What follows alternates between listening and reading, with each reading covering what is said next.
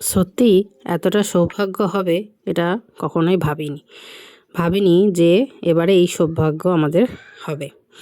তো দেখো, তোমরা হয়তো ভাবছো যে কি সৌভাগ্যের কথা বলছে।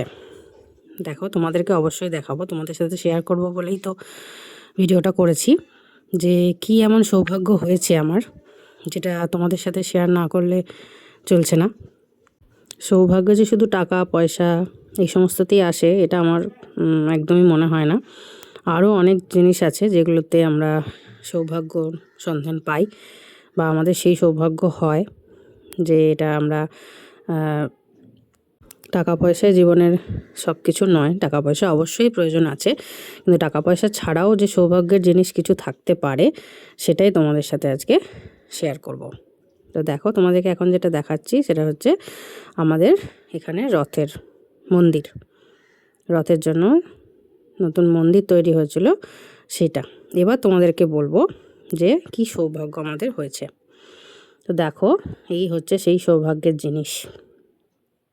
দেখো এর মধ্যে কি আছে।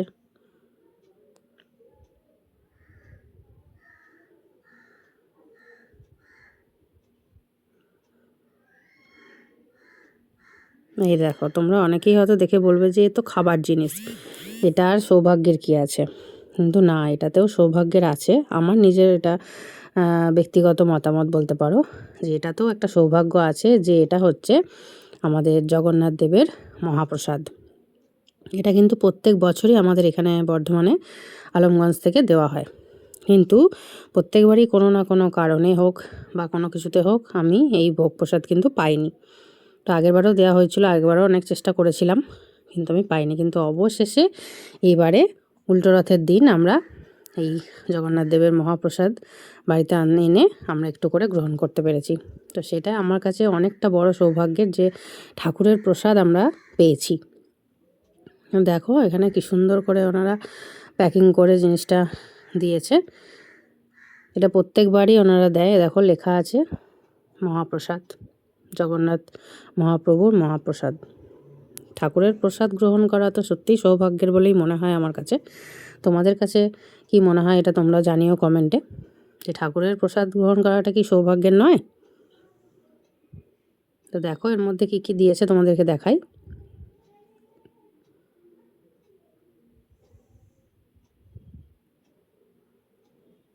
পুরো সিল প্যাক করা এটা, একদম যাতে নিয়ে যেতে কোনো সমস্যা না হয়। এটা ওনারা আগের দিন কুপন কেটে নিয়ে যেতে বলেন। আগের দিন এটার জন্য কুপন কেটে নিয়ে আসতে হয়, এবং তারপরের দিন দুপুরবেলা এই ভোগটা দেওয়া হয়। এই দেখো এখানে কি কি দিয়েছে তোমাদেরকে দেখাই। এই দেখো এখানে দিয়েছে দুটো লুচি। এই লুচিটার ভেতরেও পুর দেওয়া ছিল, আর এর মধ্যে আলু সে ফ্রেঞ্চ ফ্রাইজ যেমন ভাজে ঠিক তেমনি ভাজা রয়েছে, করলা ভাজা, বড়ি ভাজা। এখানে রয়েছে 2 রকমের মিষ্টি,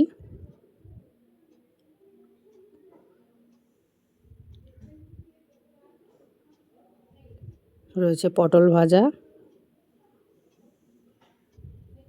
দেখো পটল ভাজা রয়েছে, ভেজিটেবিল চপ রয়েছে একটা,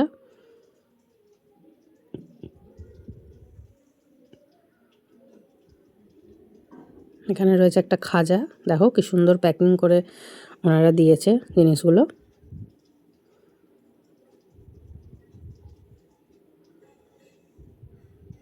দেখো এখানে দিয়েছে একটা খাজা।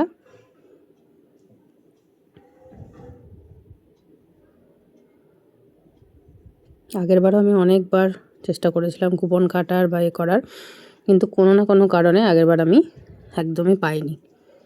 তো এইবার অবশেষে উল্টো রথের দিন আমি এই ভোগ প্রসাদটা পেলাম। দেখো এর মধ্যে রয়েছে পোলাও, আর রয়েছে একটা বড় মালপোয়া। এই দেখো এর মধ্যে রয়েছে পোলাও আর মালপোয়া।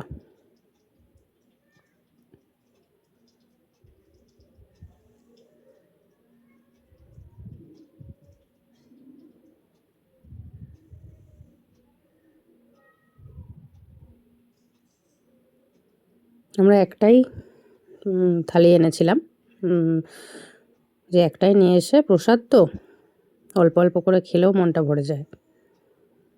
তো একটাই নিয়ে এসে আমরা সবাই মিলে অল্প অল্প করে বাড়িতে সবাই মিলে খেয়েছি।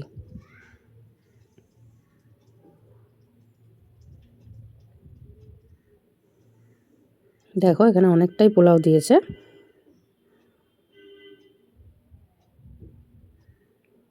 এটা কেউ বাড়ির জন্য যদি একটা করে সবার জন্য নিতে চায়, সেটাও তারা সেইভাবে কুপন কেটে নিলেই সবার জন্য একটা একটা করেও থালি পেয়ে যাবে, কোনো সমস্যা নেই। কিন্তু আমরা নিয়েছিলাম, একটা নিয়ে এসেছিলাম বাড়িতে, যে সবাই মিলে খাবো বলে। প্রসাদ তো, সেটা একটাতে একটু একটু করে খেলেই মনটা পুরো ভরে যায়।